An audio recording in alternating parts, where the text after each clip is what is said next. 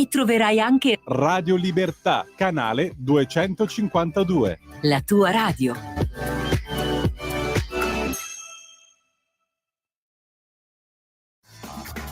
Va ora in onda Filo Diretto. A te la linea, Luigi.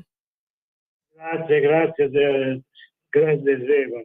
Allora ringraziamo anche Radio Libertà. Oggi ci troviamo per discutere di alcune cose. Avremo dei collegamenti un po' particolari. Il primo che adesso abbiamo il collegamento, penso che sia in diretto, è il giornalista Federico Rabbia, che è un grande personaggio molto conosciuto. Lui ci parlerà adesso di alcune problematiche riguardanti il campionato italiano del football americano, e parlerà anche con dei tecnici dei responsabili, e poi parleremo della seconda parte con il nostro collaboratore, l'architetto Arturo Caligaro, a livello tecnico e politico. Quindi vi ricordo che noi siamo a Nome, in via Volvera 3, con l'ufficio rapporti sociali, e siamo presenti il martedì, mercoledì, giovedì e venerdì dalle 14 alle 16, chiamando il 328 07 15 232, prenotate le chiamate e gli appuntamenti, e poi ci inviate, se volete, via mail, rapporti sociali, le vostre richieste e le vostre domande. Terza cosa, noi vi ricordiamo che trattiamo argomenti di vario tipo, dal patronato all'argomento sociale, al legale, problemi condominiali, qualunque tipo di problematica, vi rivolgete a noi, invece cercheremo di darvi le soluzioni possibili come stiamo facendo. Seconda cosa, avevamo anche una richiesta da fare con il nostro rappresentante delle auto storiche, Ubaldo De Maria, che però pare non sia in collegamento, abbia avuto qualche problema. Se però interviene durante la trasmissione lo faremo partecipare. Quindi adesso abbiamo in collegamento, penso, con noi il nostro giornalista Federico Rabbia, al quale chiederò, tanto scusa per averlo fatto attendere, gli lascio la possibilità di esprimerci appunto cosa sta capitando, come va il campionato e quali sono le novità, e se ci sono ancora alternative e altre cose per quanto riguarda anche la questione di settimanale al quale lui lavora, ed è molto richiesto perché è l'elenco del Chisone. Quindi se ci sei, Federico, ti ringrazio e ti do la parola. Vai Federico. Sì, allora ciao Luigi, grazie per lo spazio che mi dai in tutte le volte, grazie alla Radio Libertà per questo spazio. Mi hai elogiato fin troppo, io sono un semplice collaboratore per quanto segua diverse cose dell'Eco del Chisone. Ricordo ai radioascoltatori, l'Eco del Chisone è un giornale storico del Piemonte e di Pinerolo, alla sede a Pinerolo, e quest'anno come negli ultimi, io intervengo perché quest'anno come negli ultimi 2 anni stiamo seguendo il campionato di massima divisione di football americano, in particolare la squadra dei Giaguari Torino, che è una società storica torinese, che è stata anche negli anni 90, ricordo, campione d'Italia e vicecampione d'Europa, e stiamo appunto seguendo il campionato di massima divisione. Allora ricordo brevemente, introduco un attimo il tema. Il campionato di massima divisione di football americano si gioca su 2 gironi, girone A e girone B. Nel girone A in questo momento in testa una squadra lombarda, sono i Frosinone Legnano, che hanno 4 vittorie su 4 partite disputate, e seguono i Panthers Parma, che sono gli attuali campioni d'Italia in carica, con 4 partite giocate e 3 vittorie, e poi di seguito Dolphins Ancona, Rhinos Milano, Warriors Bologna e Lions Bergamo, quindi c'è anche una nutrita rappresentanza lombarda. Nel girone B invece, dove appunto militano, dove sono inseriti i Giaguari Torino, che ricordiamo, i Giaguari Torino sono la squadra appunto di Torino che normalmente giocherebbe nello stadio Primo Nebbiolo di Torino. In questo momento giocano a Borgaretto. Borgaretto è una frazione di Beinasco è un paese della provincia sud, è una cittadina della provincia sud di Torino.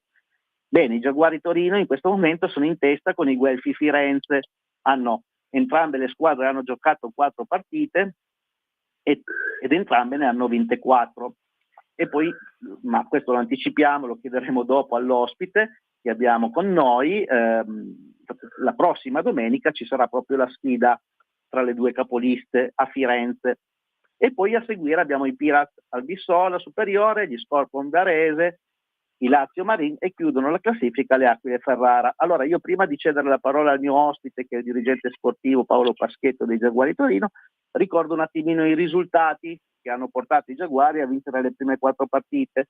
Allora, hanno esordito in casa con i Marines Lazio vincendo per 48-14, hanno poi battuto sempre in casa le Aquile Ferrara per 20-7, hanno giocato contro gli Scorpion Varese sempre tra le mura amiche vincendo per 31-7, e poi la prima trasferta, che è stata la scorsa settimana, hanno vinto contro i Pirates Albissola Superiore per 38-29.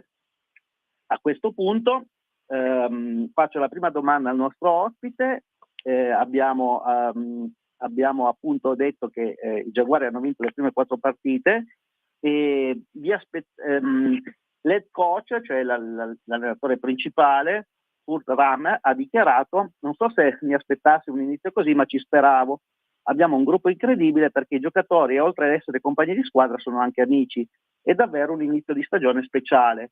E voi in società, caro Paolo, vi aspettavate un inizio così? Allora, buongiorno a tutti innanzitutto. Ciao Federico. Ciao Paolo. Non lo so, non so cosa dirti, nel senso che questo è il nostro secondo anno di ritorno in massima divisione. L'anno scorso avevamo rimportato molto la squadra, ci aspettavamo un campionato tutto sommato tranquillo, invece dopo le prime 2 vittorie siamo naufragati in mezzo a problemi tecnici piuttosto evidenti. Quest'anno ci siamo lo stesso attrezzati per questo campionato e abbiamo scoperto di avere una forza maggiore di quella dell'anno scorso. 4 vittorie di fila per i Giaguari non si vedevano in massima divisione dal 1986, quindi parliamo di un'altra fa. Sì. Ovviamente la sorpresa è stata relativa, nel senso che il gruppo di giocatori che c'è è comunque un gruppo consolidato. Poi in questi ultimi anni c'è un programma di squadre nazionali, rappresentative nazionali a tutti i livelli, anche giovanili, e i Giaguari sono sempre stati protagonisti sino dalle under 16. Molti dei nostri ragazzi sono stati chiamati in nazionale, quindi tutto sommato che ci fosse del valore lo sapevamo. Che potesse concretizzarsi in questo modo in un campionato molto agguerrito come quello di massima divisione non ce l'aspettavamo. Ecco. Prego. Si chiede un mix tra, come dire, un lavoro fatto già nelle giovanili e i nuovi acquisti, no? Assolutamente, tra l'altro quest'anno abbiamo fatto, se si può dire, campanistico, è ufficialmente uno sport dilettantistico, però sono arrivati dei giocatori un po' in sordina rispetto all'anno scorso, in cui invece avevamo dei grandi nomi, soprattutto provenienti dalla Lega Europea, dai Simen Milano. Quest'anno sono venuti dei giocatori con meno blasone, pedigree, okay.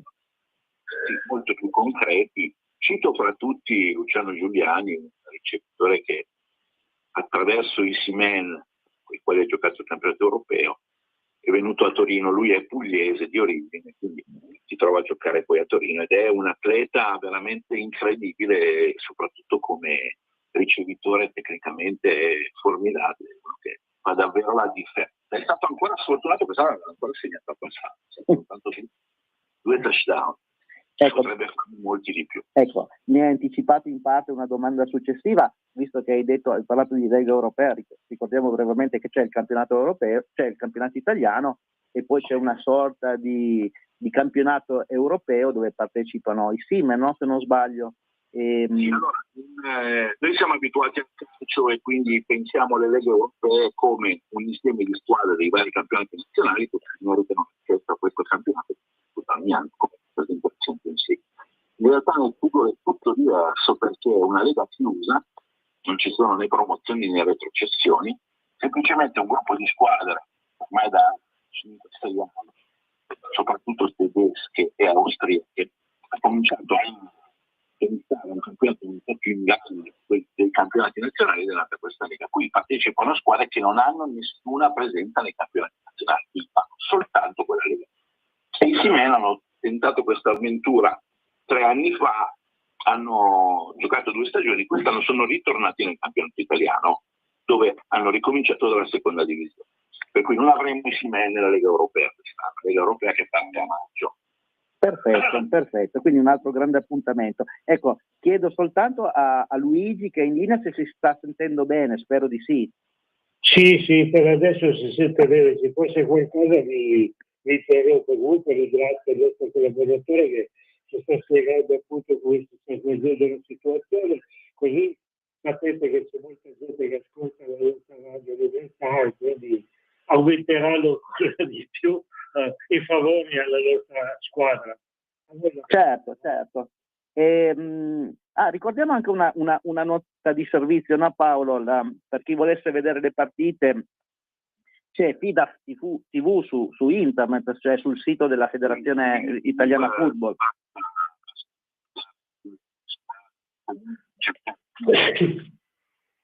C'è un canale YouTube gratuito attraverso il quale si possono avere tutti gli incontri della settimana e anche volendo quelli passati, perché rimangono come fosse un podcast, rimangono nell'archivio di YouTube, quindi sono accessibili a tutti. Perfetto. C'è un contratto, la Lega ha un contratto con DAZN, ma DAZN si è volatilizzata, ahimè, quindi siamo rimasti contenti, che comunque come qualità è eccellente, ovviamente non ha la zona di DAZN. Sì, confermo. Almeno il prezzo di far vedere le partite gratuitamente, con un ottimo commento tecnico, visto anche domenica nell'occasione della vostra prima trasferta. Senti, la seconda cosa che ti volevo chiedere, l'head coach dopo tutte le partite, allora ricordiamo l'head coach è l'allenatore principale nel football, ma poi il capo allenatore, ma poi abbiamo anche chi si occupa soltanto dell'11 difensivo. In questo caso ha sempre elogiato il lavoro e la preparazione, si chiama del defensive coordinator, cioè il coordinatore dell'11 difensivo, il finlandese, o della difesa, il finlandese Juha Akala, spero di pronunciarlo giusto, poi dimmi tu. Ecco, ci racconti brevemente qualcosa di lui, della sua esperienza a livello europeo, direi, no?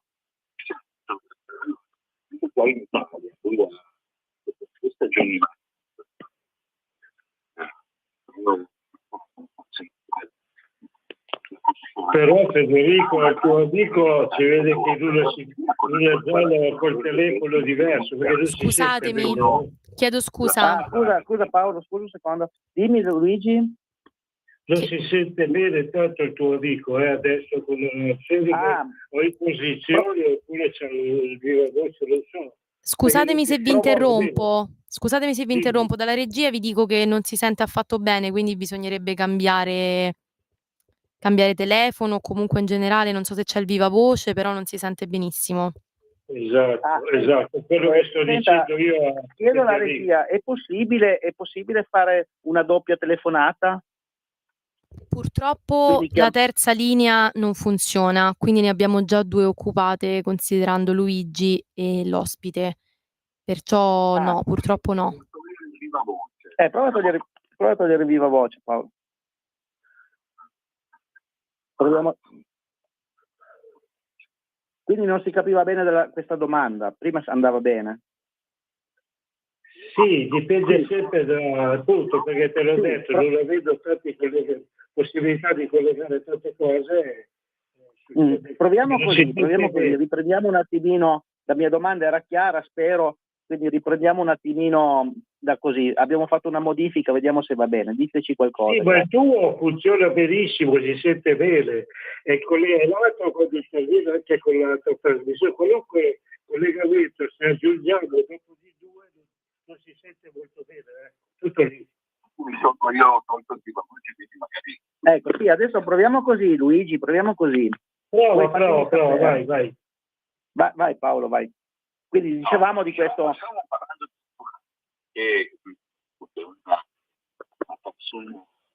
Scusatemi, ma non si sente nulla. Non si sente, mi raccomando, non si sente. Non si sente allora bene, facciamo così, un attimo.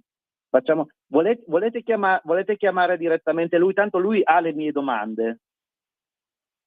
Sì, ma questo dipende dalla regione. Allora, però interrompono, non chiamano gli effetti, staccano Mettete uno stacchetto musicale, lui ha le mie domande. Sì, no, non c'è problema. Io intanto leggo delle cose per quanto riguarda i codici della strada che la nostra trasmissione base. Per me non c'è problema. Va bene, io le do il numero. Ecco, Paolo, dai il numero del nostro loro da Milano, ok? Intanto parlo di quello che mie domande, ok? Nella seconda parte. Intanto metto, scusate, non parlate uno sopra l'altro che non si sente nulla. Metto un jingle e mi date il numero, grazie. Sì, grazie, ok. Da oggi la tua radio È ascoltabile anche con la televisione in digitale. Sul telecomando della televisione digitale o del tuo ricevitore digitale puoi scegliere se vedere la TV o ascoltare la radio. Risintonizza i canali radio e troverai anche Radio Libertà, canale 252. la tua radio.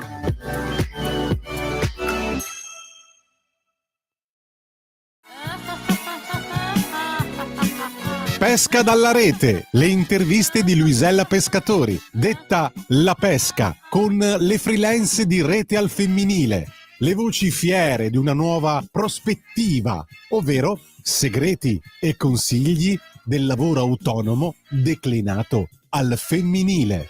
Ogni mercoledì alle 15:30 su Radio Libertà, la tua radio.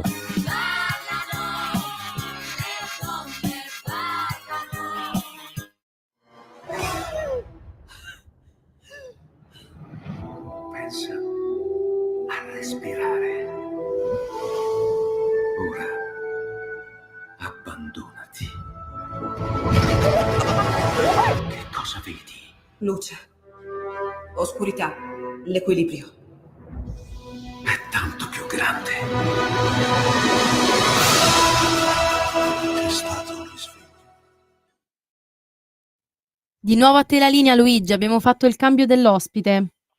Grazie, allora abbiamo in collegamento appunto il nostro tecnico per quanto riguarda il football americano. Mi senti? Mi ascolti? Sì, sono in linea. Allora ti prego, vai pure tranquillo, fai come quello che ti ha detto appunto il giornalista, il nostro Robbia, e poi quando è il momento magari ti dico ti ringrazio e ti saluto. D'accordo, va benissimo, vado avanti. Allora, l'avevo interrotto. Stavamo parlando dell'allenatore della difesa, questo personaggio di origine finlandese, anzi proprio finlandese, Juha Akala, che dopo qualche esperienza in Italia e molte esperienze diverse a livello europeo, è venuto a Torino, dove ha iniziato quest'anno un lavoro, devo dire, eccezionale con i ragazzi della nostra difesa, valorizzando tantissimi giovani che noi abbiamo sviluppato in questi anni. Abbiamo un vivaio particolarmente fertile e lui quest'anno ha messo insieme un po' tutto quello che era stato fatto negli ultimi anni, tirando fuori un'unità difensiva veramente molto molto competitiva, che è quella poi che per ora ci ha aiutato a vincere le 4 partite che abbiamo vinto. Questa persona, veramente un conoscitore dello sport e soprattutto una persona veramente molto intelligente e attenta, è stato in grado in poche settimane di mettere in piedi un reparto difensivo veramente eccezionale. Ci sono stati dei ragazzi che si sono fatti onore, si sono messi in luce a livello nazionale, soprattutto segnalo su tutti Daniele Latorraca e Paolo Lazzaretto, che sono 2 difensori estremi della secondaria difensiva, cioè l'ultima linea di difesa prima dell'area di meta, e loro 2 più il Jacopo Pochettino, che è un po' il terzo del trio, anche se era meno in luce agli altri due, si sono distinti in queste ultime partite mettendo a segno una serie di intercetti, ovvero quando i giocatori catturano i lanci degli avversari determinando un cambio di possesso. Sono tutti e tre ai vertici delle classifiche nazionali con 4 intercetti a testa. Soprattutto Paolo Lazzaretto si è confermato veramente giocatore di talento quale sapevamo essere. Tra l'altro figlio di un giocatore storico dei Giaguari, campione d'Italia e campione d'Europa, Alessandro Lazzaretto, che ha lasciato una buona eredità ai Giaguari. Per quanto riguarda il resto del coaching staff, volevo ricordare la presenza del nostro capo allenatore Kurt Ramler, anche lui quest'anno ha la sua prima esperienza in Italia, persona veramente eccezionale, un uomo attento alle esigenze dei giocatori, capace di comunicare, capace di entrare in sintonia, di mantenere un clima disteso e rilassato, contrariamente infatti agli anni passati. Sulla sideline dei Giaguari, cioè sulla panchina dei Giaguari, non si sente volare una mosca, sono tutti attenti, concentrati e soprattutto consci dei propri mezzi. Non c'è stato mai bisogno di ramanzine o sgridate da parte degli allenatori, come spesso si vede invece sui campi da football in generale. Questo ha fatto sì che il clima positivo portasse a risultati positivi. Di fatto siamo, come abbiamo accennato all'inizio, a 4 vittorie e 0 sconfitte, in attesa la prossima settimana a Firenze dello scontro al vertice del girone con il Guelfi, squadra che si trova come noi con 4 vittorie e 0 sconfitte, che però ha negli ultimi anni un blasone un po' più importante del nostro, avendo partecipato agli ultimi 3 Super Bowl e avendone vinto 1. Quindi sono usciti sconfitti 2 volte di fila dai Panthers Parma, che è un po' l'altra forza del campionato, e in questo quadro i Giaguari al momento si inseriscono al 4º posto. Quindi se tutto va come deve andare e le premesse verranno mantenute, potremo trovarci o alla testa del girone, se ci dice bene, se vinciamo, oppure comunque secondi in prospettiva playoff. Significa andare a giocare comunque una semifinale fuori casa. Staremo a vedere. Noi siamo fiduciosi, la squadra c'è, i mezzi ci sono, il clima è positivo, cercheremo di capitalizzare il lavoro fatto, soprattutto il lavoro fatto dai 2 allenatori. Volevo anche citare e ricordare che c'è uno staff comunque di allenatori italiani, la maggior parte dei quali cresciuti in casa Giaguari, e quindi fatti in casa anch'essi, che sta supportando i due stranieri. Ci sono soprattutto l'Alessandro Lazzaretto che hai citato prima, Franz Cerbino, Paolo Rigazzi, tutti ex giocatori dei Giaguari che si trovano nella posizione di allenatori a continuare una tradizione che a Torino è molto forte. Ricordo che i Giaguari sono alla loro 45esima stagione di attività, che nel football americano è un traguardo importante. Va bene, comunque è stato un ottimo. Adesso si è sentito bene, penso che la gente ci abbia ascoltato, così quando vediamo avanti ci organizziamo ancora meglio, e ringrazio, come ringrazio anche Federico Radi, appunto, senz'altro gli articoli, qualcuno così si sentirà in grado di poter comprare il settimanale L'Eco del Chisone e leggerà tutto quello che il giornalista Federico spiegherà e dirà a tutti come vanno le cose. Io ti ringrazio, ti chiedo scusa, ma hai capito che ci sono dei problemi tecnici, non personali. Io ringrazio voi per lo spazio concesso. Tranquillo, è sempre a disposizione. Radio Libertà è a disposizione di chiunque voglia pensare, esprimere e trattare gli argomenti. In questo caso un argomento sportivo di un certo livello, di altissimo livello, e penso che per l'incontro che hai presentato e provestato con la Firenze lo tratteremo in modo migliore. Ti ringrazio e ringrazio anche a Federico che ci starà ascoltando e ci sentiamo prossimamente. Grazie a voi lo studio per la seconda parte. A voi la parola, grazie. Radio Libertà. La tua voce libera, senza filtri né censura. La tua radio.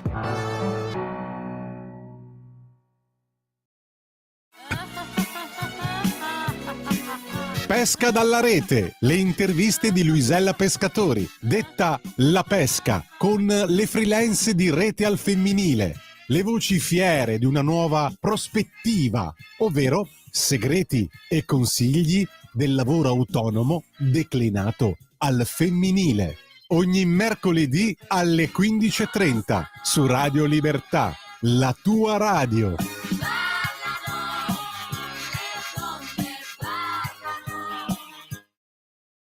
Di nuovo a te la linea, Luigi, e c'è di nuovo, anzi, scusami, c'è un altro ospite di nuovo, ma stavolta Arturo Gallegari. Pronto? È collegato Arturo Caligano? Sì, sono collegato. Ciao Luigi. Ciao Arturo, allora adesso dobbiamo parlare un po' di quello che riguarda il nuovo codice della strada, che tu come a livello tecnico e poi a livello politico, perché essendo un grande personaggio politico sia a livello del Piemonte e di Torino e soprattutto della città di Buccaglieri, con quello che sta capitando, potrei spiegare. Ti leggo 2 o 3 cose che il nuovo codice della strada prevede e tu dovrai dare un giudizio sia tecnico che poi quello politico, perché io di soluzioni qua non le vedo. Il primo, quello di Arturo, dice che d'ora in avanti il limite sarà dei 75 anni e non lo potrai superare mai, perché dice che fino ai 50 anni di età, parliamo della patente, Arturo, dice che fino ai 50 anni di età i cittadini sono tenuti al rinnovo della patente ogni 10 anni pagando le quote fisse, superando i controlli medici ovviamente. Dopo la soglia scende a 5, poi a 3, 2 a 1. Ma attenzione, sebbene tecnicamente e legalmente si possa guidare anche da ultra ottantelli, ultra novantelli e perfino da centenari, la realtà dei fatti è meno liscia di come possa sembrare. Tu spiegherai, Più si va avanti con gli anni e più bisogna superare dei controlli approfonditi, dal momento che procedere con l'età porta inevitabilmente qualche acciacco di troppo e una potenziale perdita di lucidità o di condizioni psicofisiche pari a quelle della giovinezza. Tu puoi dare dei giudizi anche personali perché, come me e altri, mi stai subendo anche di persone. Che ne dici di questa forma di discussione sul nuovo codice della strada che stiamo trattando e dobbiamo discutere, Arturo? Poi ti faccio le altre domande, vai. Grazie. Bisogna distinguere le 2 cose. Allora, il codice della strada è stato modificato con l'intento di ridurre le vittime sulla strada. Quindi la politica ha dato degli indirizzi generali. Poi ovviamente la burocrazia ha inserito dei dettagli. Questa è una norma che vigeva già prima del nuovo codice della strada e non è stata modificata. Questa norma è stata inserita a suo tempo proprio perché si riteneva che in base ai criteri della durata, della lunghezza della vita degli individui, dopo una certa età alcune caratteristiche fisiche venissero meno, no? Alcune peculiarità.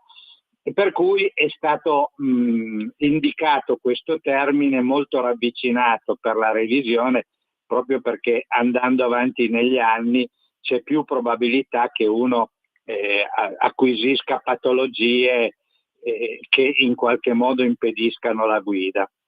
È un po' il ragionamento delle autovetture, che da nuove la revisione 5 anni, poi si abbassa ogni 2 anni. Da un lato la ratio della legge è anche giusta, dall'altro la burocrazia ha fatto sì che questa cosa qua diventasse fonte di nuove risorse, perché i cittadini ogni volta che devono fare un documento o una revisione o il rinnovo della patente devono pagare profumatamente per ottenere di poter esercitare un loro diritto, perché ricordiamoci che la mobilità è riconosciuta anche dalla Costituzione, quindi io se decido di spostarmi in macchina tu non me lo puoi impedire.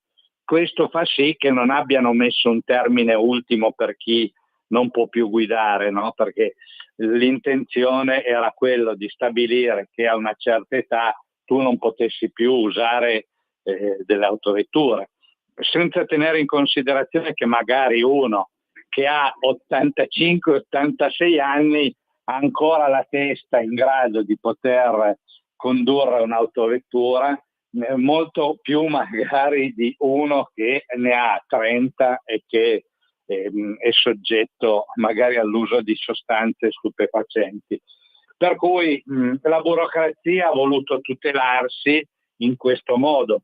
Ovviamente sarebbe anche giusto rivedere queste norme, perché l'allungarsi della vita media degli italiani fa sì che anche la qualità della vita media sia modificata e sia in qualche modo idonea a poter condurre un'autovettura. Bisognerebbe che ci fosse la volontà politica di arrivare a conoscere questi meccanismi e poter porre una limitazione all'eccessiva burocrazia che esiste in questi contesti.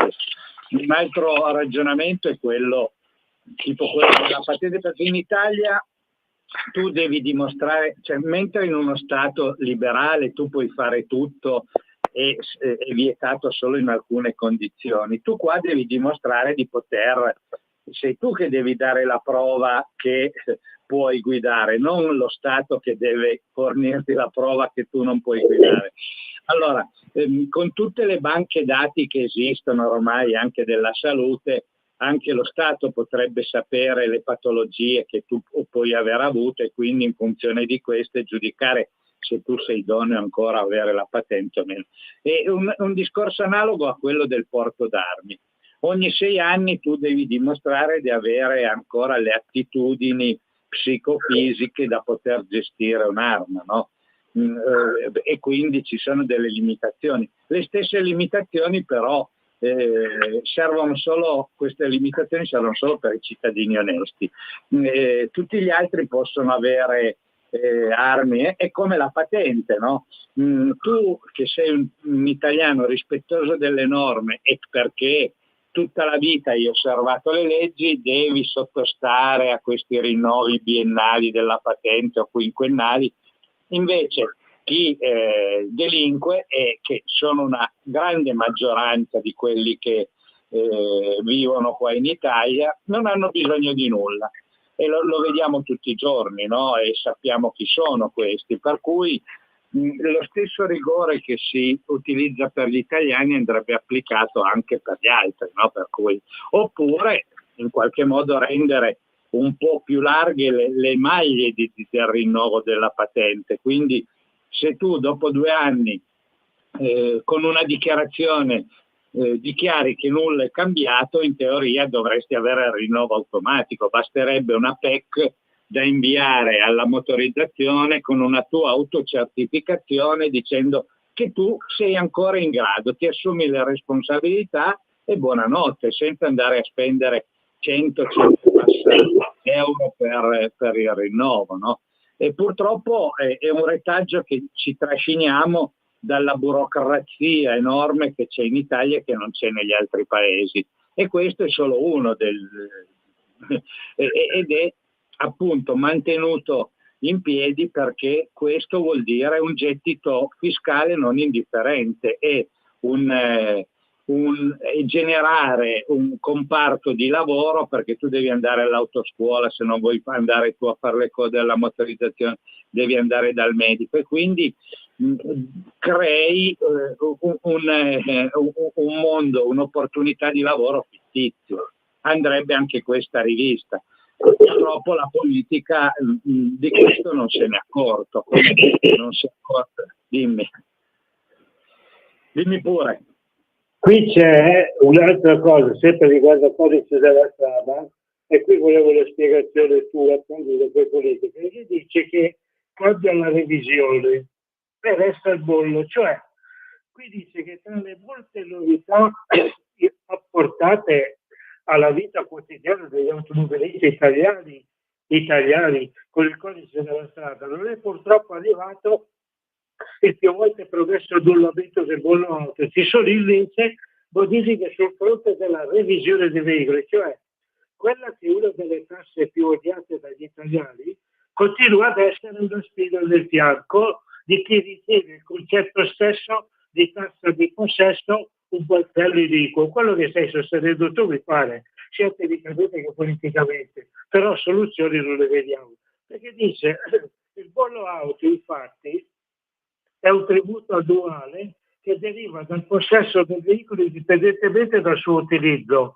Si applica anche se il mezzo rimane fermo in giardino. La sua gestione varia su base regionale, con poche eccezioni, dove intervengono enti statali ed è dovuto anche per i veicoli a noleggio o no leasing. Il bollo va regolarizzato entro il mese di immatricolazione o al massimo entro quello successivo dopo l'acquisto di una vettura, da dicembre ad agosto. Però qui dice che il costo viene calcolato con una sorta di equazione che varia a seconda della vettura di cui sei in possesso e al valore dei parametri di potenza del veicolo espresso in kW, una tariffa base fino a 100 kWh.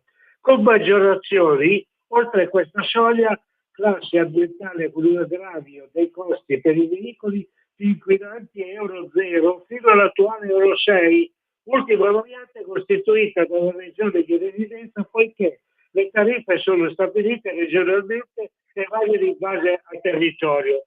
Poi, per continuare questo discorso delle regioni, Arturo, ti leggo anche due movimenti, così ne abbiamo sotto mano e tu li puoi spiegare meglio.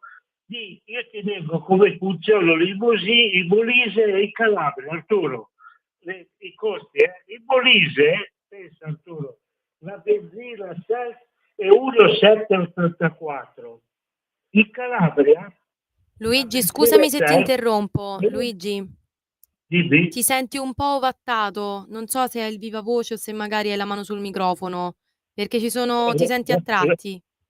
Ho la mano sul microfono. Adesso mi senti meglio? Sì, molto meglio, grazie.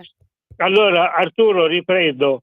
I due costi del Molise e della Calabria, dove dice che la benzina salta in Molise 1,784, in Calabria 1,801, il gasolio in Molise 1,689, in Calabria 1,694, GPL servito 0,736, GPL servito 0,767. Il Molise, il metano servito 1,393 e in Calabria 1,544. Come vedi, sia sul bollo che sui costi della benzina c'è la variazione di regione a regione. Allora noi cosa dobbiamo fare? Andare a fare la benzina in Calabria, il bollo a Trapani o come ci dobbiamo comportare, Arturo, tecnicamente e politicamente? Vai. Ma la storia del bollo auto è una storia che si trascina da decenni. No, io lo chiamo bollo auto, ma è la tassa di proprietà. Ed è ovviamente una tassa incostituzionale, perché tu non mi puoi tassare un bene solo perché lo posseggo. La Costituzione dice che tu devi tassare gli interessi o il reddito, non la proprietà, perché sennò altrimenti saremo uno Stato socialista tipo quello del manifesto di Ventotene, no? Quindi il manifesto di Ventotene viene applicato anche in questo da chi ha studiato queste norme. Allora, poiché il bollo auto genera un reddito, ed è qui la motivazione che non viene tolto, che è una fonte di entrate per le regioni. Se si abolisse il bollo auto, se la tassazione sulle autovetture venisse spostata dalla proprietà al consumo sulla benzina, come sosteniamo noi con un aumento del costo della benzina, verrebbe a mancare un'entrata per le regioni. Quindi tutte le regioni si vedrebbero azzerato una fonte di reddito e lo Stato dovrebbe corrispondere in funzione dei consumi sul territorio gli importi della benzina che viene consumata sul territorio. Quindi dovrebbe essere un processo molto lungo, articolato, e lo Stato lo sai benissimo che quando incassa è difficile che poi rigiri agli enti locali o agli enti subordinati le entrate. Lo vediamo nei comuni, quando una legislazione ha fatto sì che anche le contabilità dei comuni passassero attraverso lo Stato. Un comune non ha più l'autonomia perché, ad esempio, ti faccio l'esempio dell'IMU, una volta veniva incassata direttamente dai comuni, invece no, adesso li paghi tutti con l'F24 allo Stato, che poi storna ai comuni l'IMU pagata dai cittadini. E questo ha fatto sì che uno degli elementi del federalismo fiscale venisse meno. Nessuno ha reagito a questa cosa e neanche attualmente non c'è nessuna forza politica che in qualche modo sollevi questi problemi, ed è in contrasto con il principio di sussidiarietà, no? Quello che ricordo non è il manifesto di Ventotene, ma è quello che diceva un grande economista del passato, no? Che voleva il principio di sussidiarietà non solo per le funzioni ma anche per gli introiti. Quando c'era la proposta di riforma federale dello Stato, ogni ente aveva la sua fonte di reddito. I comuni dovevano stare in piedi solamente con l'IMU, che una volta si chiamava ICI, imposta comunale sugli immobili, le province con le imposte sui passaggi di proprietà o sulle immatricolazioni degli autoveicoli, e le regioni dovevano stare in piedi con l'IVA. Tutto questo voleva dire un decentramento e una perdita di potere dello Stato centrale, quindi i principi di Cattaneo vengono in questo modo, di Carlo Cattaneo, vengono stravolti, e quindi è un discorso molto grande, ma questa è la logica che sottintende il nostro Stato e che porta sì ad arrivare alla tassa di circolazione. La tassa di circolazione è una tassa regionale e che in qualche modo fa in modo che lo Stato non debba dare altre risorse alle regioni e debbano queste prenderselo, o come dicevi tu, sulle tasse dei carburanti in parte.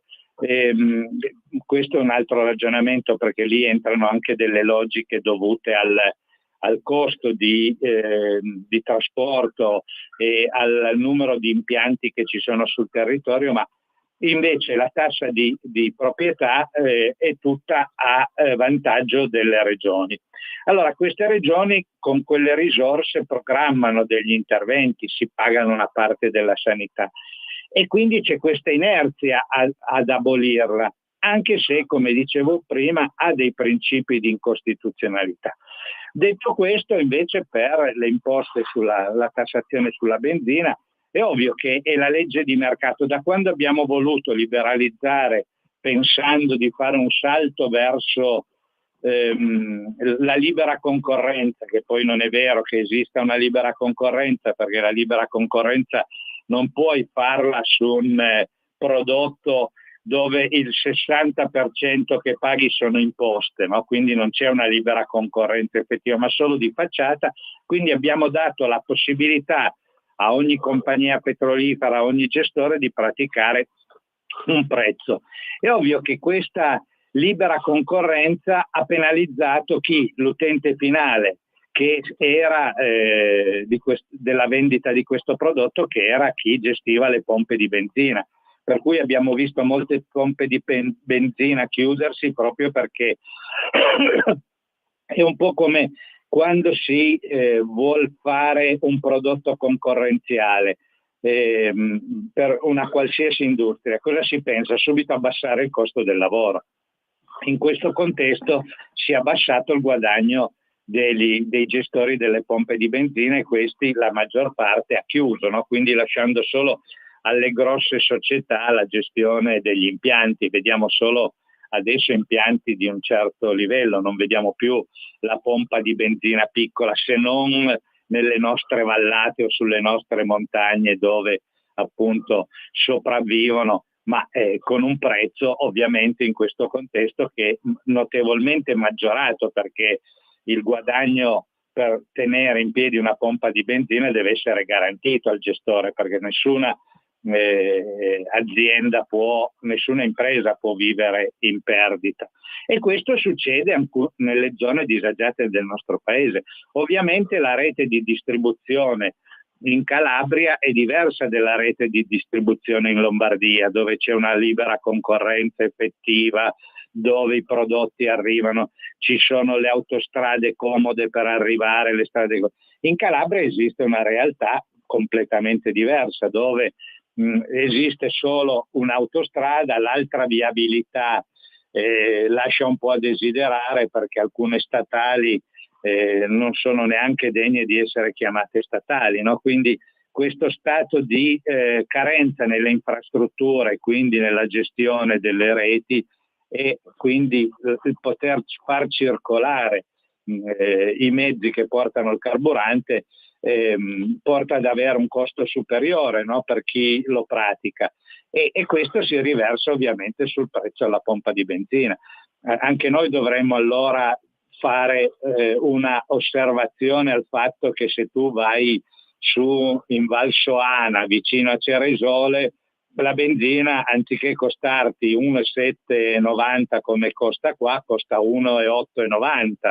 Perché? Perché c'è la scomodità da far arrivare il prodotto, il gestore deve avere a maggiori spese in quel contesto, e quindi ovvio questo si riversa sul prezzo alla pompa, e quindi è anche una cosa fondata sul libero mercato questo, anche se, come ti dicevo prima, è molto condizionato da una tassazione elevata del prodotto. È un po' come se tu liberalizzassi le sigarette, ma sai che anche nel prezzo delle sigarette quasi i 2/3 vanno allo Stato, no? Al fisco, alla fiscalità generale. Una volta c'era, adesso forse è sparito, ma c'era il contrabbando, proprio perché la tassazione è molto più elevata.